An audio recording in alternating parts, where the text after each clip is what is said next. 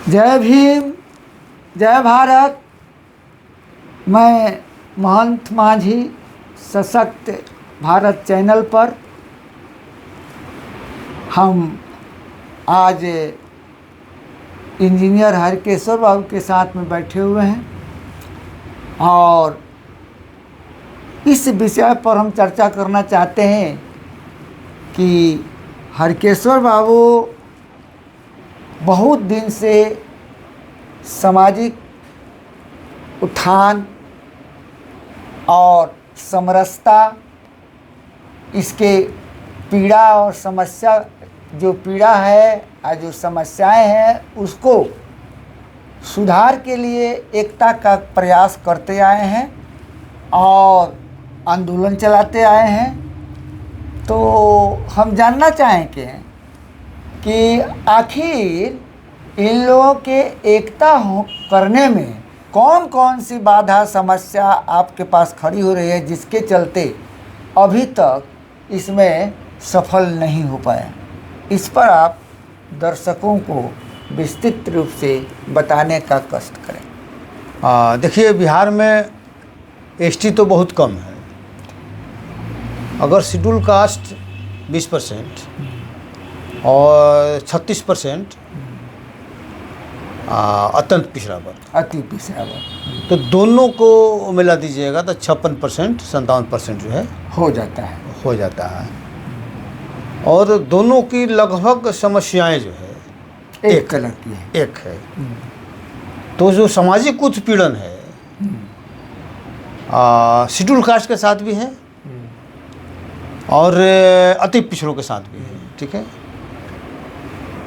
Schedule caste के का जो उत्पीड़न है वो एक्सपोज हो जा रहा है। अति पिछड़ा वर्ग का जो उत्पीड़न है वो एक्सपोज नहीं हो पा रहा है।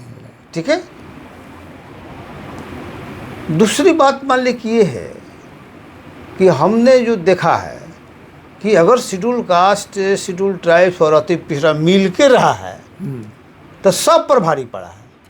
भारी है ये 57। नहीं, भारी पड़ा है, मतलब व्यवहार में है कि हम लोग जब पटना यूनिवर्सिटी में लड़ाई लड़ रहे थे, पटना इंजीनियरिंग कॉलेज से शुरुआत हुआ था और उसमें अति पिछड़ा शेड्यूल कास्ट, ये दोनों का बहुत ज़्यादा मजबूती स्थिति थी और दोनों जब मिल गया तो सारे समीकरण फेल कर गए। ये हम लोगों ने प्रयोग करके देखा है। अब आइए कि यहाँ समस्या क्या है। आपने जो सवाल उठाया कि आखिर दोनों के बीच की एकता बनने में बाधा कहाँ है, तो देखिए, सबसे बड़ा स्थिति ये है कि जिसको हम लोग सामाजिक न्याय की ताकत समझते आए हैं, जिससे लालू जी हैं, नीतीश कुमार हैं, रामविलास पासवान भी थे तो रामविलास पासवान तो चले गए। ठीक है, रामविलास पासवान की कभी सत्ता बिहार में अपनी नहीं रही, वो किसी न किसी के साथ अटैच होकर रहे, लेकिन ये दोनों की अपनी अपनी सत्ता रही। ठीक है, तो दोनों ने एक काम किया कि शेड्यूल कास्ट और अति पिछड़ों के बीच में एक एकता नहीं बने, उसको तोड़ने के लिए इन लोगों ने लगातार प्रयास किया। और उस प्रयास में सबसे पहला मान लीजिए कि हो रहा है, आड़ंगा आ रहा है कि शेड्यूल ट्राइब्स और शेड्यूल कास्ट जो जाति है, तो लोगों को दिमाग में डाला गया अति पिछड़ों को कि शेड्यूल कास्ट और शेड्यूल ट्राइब्स को जो रिजर्वेशन है इसका इनको बहुत ज़्यादा लाभ मिल जा रहा है और अति पिछड़ा इसमें पिछड़ जा रहा है। ठीक है, और अति पिछड़ों में बहुत सी जातियों की स्थिति खराब है। तो उन लोगों ने क्या किया कि उनके बीच में एक अपेक्षा, एक आकांक्षा जागृत करने का काम कर दिया। मतलब अति पिछड़ों के बीच में एक अपेक्षा, एक आकांक्षा जागृत किया कि हम आपको शेड्यूल कास्ट का दर्जा दिला देंगे। तो ये मान लीजिए कि दोनों ने किया बार बार, कुछ 12 जाते कभी वो भेजा कभी ये भेजा, और उन लोगों को मन में रखा कि ये शेड्यूल कास्ट और शेड्यूल ट्राइब्स में शामिल हो जाएंगे। नीतीश कुमार ने तो यहाँ तक मान लीजिए किया कि अपने तरीका से जो इनको पावर के बियॉन्ड था, तो उन्होंने ताती तत्वा को जाति बदल के जात तक बदल दिया और 5 वासी का सर्टिफिकेट जो है इशू करना शुरू कर दिया।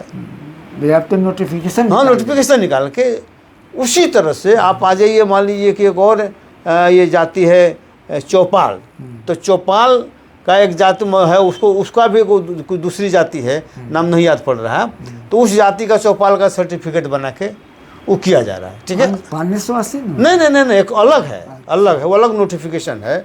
अब देखिए दिमाग में नहीं आ रहा है। ठीक है, और उसी तरह से देखिएगा कि नीतीश कुमार ने जो लोहार जाति के हो उसको लोहारा का सर्टिफिकेट बनाने का आदेश जारी। तो दोनों ये एसटी वाला एक और शेड्यूल कास्ट वाला दोनों वहाँ से मान लीजिए कि सुप्रीम कोर्ट से टर्न डाउन हो गया और सरकार को अपना नोटिफिकेशन वापस लेना पड़ा। उससे दो चीज़ हो रहा है, एक तो शेड्यूल कास्ट और अति पिछड़ में जो बंधन होना चाहिए था यही सबसे बड़ा बाधक ही बना हुआ, और ये लोग जानबूझकर किए हुए ताकि जैसे ही दोनों मिलेगा, अगर ईबीसी और शेड्यूल कास्ट मिल गया तो उनकी राजनीति हवा हो जाएगी। नीतीश कुमार की राजनीति जो अति पिछड़ों की राजनीति करते हैं, लालू जी की भी, दोनों की राजनीति हवा हो जाएगी जिस दिन दोनों मिल जाएगा तो। ठीक है, तो दोनों जानबूझकर चाहते हैं कि दोनों में एकता नहीं हो, और इसीलिए तरह तरह का उन लोगों को उकसाते रहते हैं, और उनके भी हितों का रक्षा नहीं हो पाता। आज देखिए ना, अब मान लीजिए ताती जाति के लोग हैं, ताती जाति के लोग जो है आज कहाँ खड़ा है, उसको तो आप कहीं के नहीं छोड़े हैं, वो तो आधार में लटका हुआ है। सर्टिफिकेट आप दे दिए, नौकरी पकड़ लिया, आप कह रहे कि नहीं उनको उसमें एडजस्ट करिए, उसमें कहाँ एडजस्ट करिएगा जब जगह नहीं है तो है।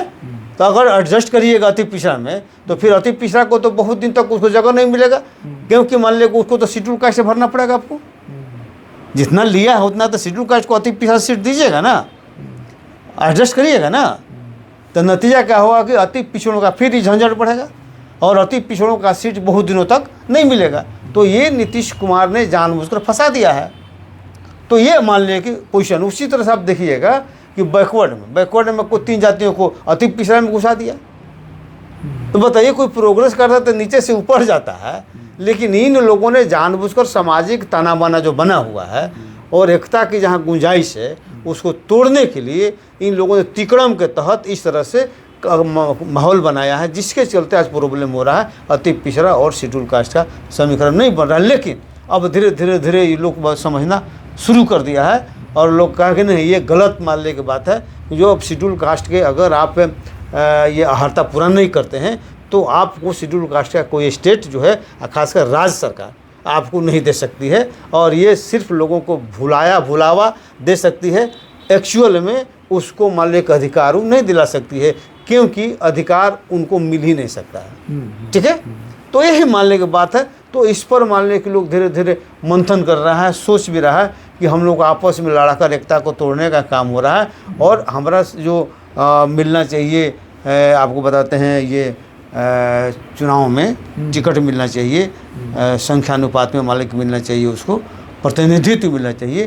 तो सबसे बड़ी बात है कि अति पिछड़ा को तो प्रतिनिधित्व भी नहीं मिल रहा है, शेड्यूल कास्ट को तो पॉलिटिकल में प्रतिनिधित्व मिल जा रहा है, लेकिन वो प्रतिनिधित्व का कोई मतलब नहीं माने कि नहीं, वो प्रतिनिधित्व रहे या चाहे वो नहीं रहे, वो सब बराबर है। ठीक है, तो अगर दोनों मिल जाएगा तो ये प्रतिनिधित्व वाला समस्या भी आसानी से हल हो सकता है।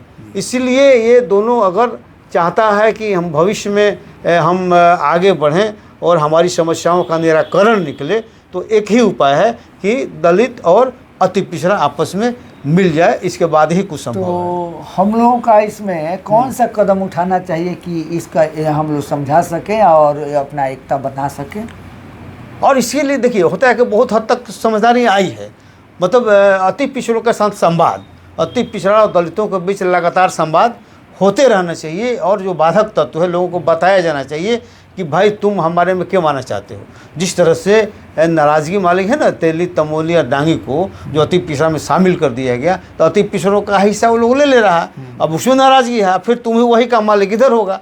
तो इसलिए सबसे बड़ी बात है कि लोभ लालच से आप ऊपर उठिए और सही दिशा में चलिए और वास्तविकता को स्वीकार करिए और दोनों मिल के आगे बढ़िए, तभी मान लीजिए संभव है कि आप कुछ कर सकते हैं और सामाजिक एकता बन सकती है और सत्ता पर हावी हो सकते हैं। हावी भी नहीं होना है, कम से कम अपने साथ जो अन्याय हो रहा है, बेईमानी, भेदभाव है, उसको हम लोग मिटा सकते हैं और देश को नई दिशा दे सकते हैं, और इसी स्थिति पर हम लोग को काम आगे करना होगा। ठीक है। जय भीम, जय भारत, जय संविधान।